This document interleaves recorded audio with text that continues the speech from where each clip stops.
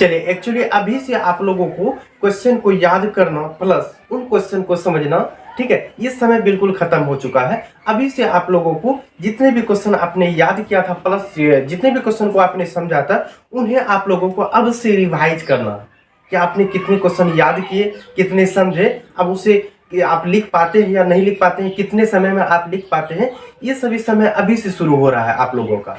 सो आप लोगों को यहाँ पर क्वेश्चन नजर आ रहा होगा, ठीक है। रही बात ये जो है 12 क्लास आर्ट्स के क्वेश्चंस हैं प्लस इधर 10 क्लास के क्वेश्चन हैं, ठीक है। आज के ऑफलाइन क्लास में हमने बच्चे को इतना क्वेश्चन बनाने के लिए दिया था। सो आप लोग भी चाहे तो इस क्वेश्चन को आप लोग रिविजन कर सके हैं, जिससे कि आपको पता लगेगा इतने क्वेश्चन में से आप कितने क्वेश्चन के जवाब आप एक्चुअल में जानते हैं।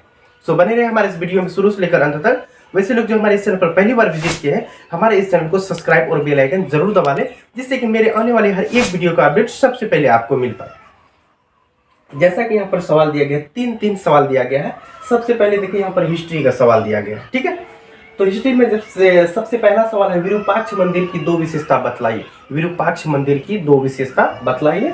और दूसरा क्वेश्चन है चंपारण सत्याग्रह का संक्षेप में वर्णन करें। चंपारण सत्याग्रह का संक्षेप में वर्णन करें। और तीसरा क्वेश्चन है कार्बन 14 विधि से आप क्या समझते हैं। कार्बन 14 विधि से आप क्या समझते हैं। ये था हिस्ट्री का 3 क्वेश्चन, ठीक है। अब रही बात आगे है पॉलिटिकल साइंस का 3 क्वेश्चन है। यहाँ पर मैकमोहन रेखा क्या है। मैकमोहन रेखा क्या है। और दूसरा क्वेश्चन है वीटो शक्ति क्या है और वह किसे प्राप्त है। वीटो शक्ति क्या है और वह किसे प्राप्त है। और अगला सवाल है क्या आतंकवाद विश्व सुरक्षा के लिए खतरा है। क्या आतंकवाद विश्व सुरक्षा के लिए खतरा है। तो आप लोग भी इन सभी क्वेश्चन को सॉल्व करने का कोशिश करें कि आप कितने क्वेश्चन का सॉल्व कर पाते हैं, ठीक है। तो चलिए हिस्ट्री और पॉलिटिकल साइंस का हमने क्वेश्चन बता दिया। आगे है साइकोलॉजी का क्वेश्चन। जिन विद्यार्थी ने साइकोलॉजी रखा है तो आप लोग साइकोलॉजी का भी क्वेश्चन को आप रिवीज कर सकते हैं। जैसे कि पहला सवाल है प्रकृति पर्यावरण से आप क्या समझते हैं। प्रकृति पर्यावरण से आप क्या समझते हैं। और अगला सवाल है सकारात्मक स्वास्थ्य किसे कहा जाता है। सकारात्मक स्वास्थ्य किसे कहा जाता है। और नेक्स्ट सवाल है मन की अवचेतन अवस्था से आप क्या समझते हैं। मन की अवचेतन अवस्था से आप क्या समझते हैं। ये था आपका साइकोलॉजी का सवाल, ठीक है। अगला सवाल है ज्योग्राफी से, ठीक है। ग्रामीण जनसंख्या तथा नगरीय जनसंख्या में क्या अंतर है। ग्रामीण जनसंख्या तथा नगरीय जनसंख्या में क्या अंतर है। नेक्स्ट सवाल है जन्म दर तथा मृत्यु दर में अंतर स्पष्ट करें। जन्म दर तथा मृत्यु दर में अंतर स्पष्ट करें। अगला सवाल है बेंगलुरु भारत का सिलिकॉन सिटी है कैसे। बेंगलुरु जो है भारत का सिलिकॉन सिटी है कैसे। नेक्स्ट सवाल है होम साइंस का सवाल है। तो जिसने होम साइंस रखा है आप लोग भी ट्राई कर सकते हैं। जैसे गर्भवती स्त्रियों के भोजन में लोहा क्यों अनिवार्य है। गर्भवती स्त्रियों के भोजन में लोहा क्यों अनिवार्य है।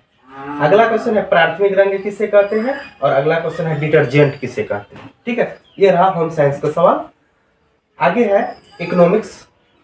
हस्तांतरण भुगतान क्या है। इकोनॉमिक्स के सवाल में से सबसे पहला सवाल है हस्तांतरण भुगतान से आप क्या समझते हैं। और अगला सवाल है बाजार के विभिन्न प्रकारों का उल्लेख करें। बाजार के विभिन्न प्रकारों का उल्लेख करें। और अंतिम सवाल है उपभोग वस्तुएं क्या है। उपभोग वस्तुएं क्या है। ये रहा आपका इकोनॉमिक्स का सवाल, ठीक है। बाकी यहाँ जो है ये आपका हिंदी का सवाल है विद्यालय में लेखक के साथ कैसी घटना घटती है। विद्यालय में लेखक के साथ कैसी घटना घटती है। ये कौन सा चैप्टर का है। ये जो है भाई साहब जूठन वाले चैप्टर से है, ठीक है। आगे पुंडलिक जी कौन थे। पुंडलिक जी कौन थे। और नेक्स्ट सवाल है बूढ़ा मशक वाला क्या कहता था। बूढ़ा मशक वाला आखिर क्या कहता था।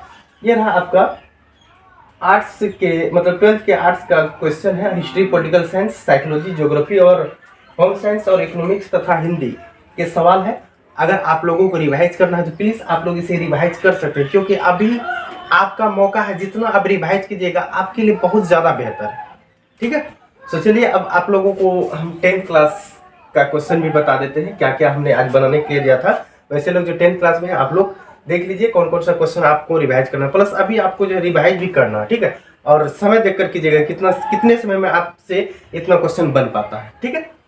यानी कुल मिलाकर कितना क्वेश्चन है 13 क्वेश्चन है। जिसमें कि सबसे पहला सवाल है दृष्टि दोष क्या है यह कितने प्रकार के होते हैं परिभाषित करें। दृष्टि दोष क्या है यह कितने प्रकार के होते हैं परिभाषित करें। दूसरा क्वेश्चन है फ्यूज क्या है, ठीक है। और तीसरा क्वेश्चन है लघु पठन यानी कि शॉर्ट सर्किट किसे कहा जाता है। लघु पठन या फिर शॉर्ट सर्किट किसे कहा जाता है।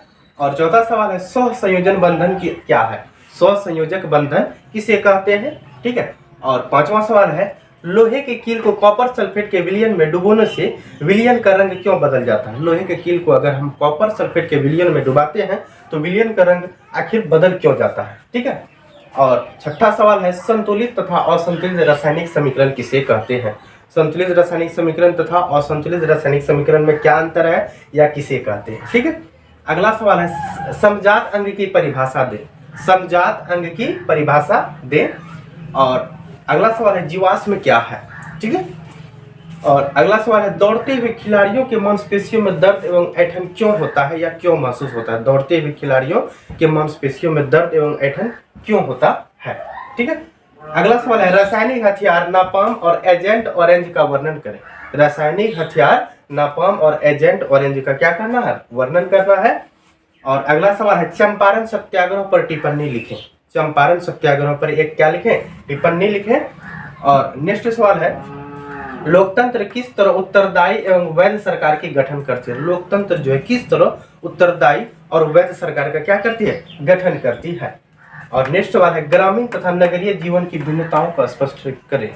ग्रामीण तथा नगरीय जीवन में क्या अंतर है, क्या भिन्नता है, उसे क्या करना है, स्पष्ट करना है, ठीक है। ये रहा आपका 10th क्लास का सवाल और ये रहा आपके 12th का सवाल, ठीक है। सो आप लोग इन क्वेश्चन को रिवाइज कर सकते हैं और समय देखकर कीजिएगा आप कितने समय में इतने क्वेश्चन को रिवाइज कर सकते हैं।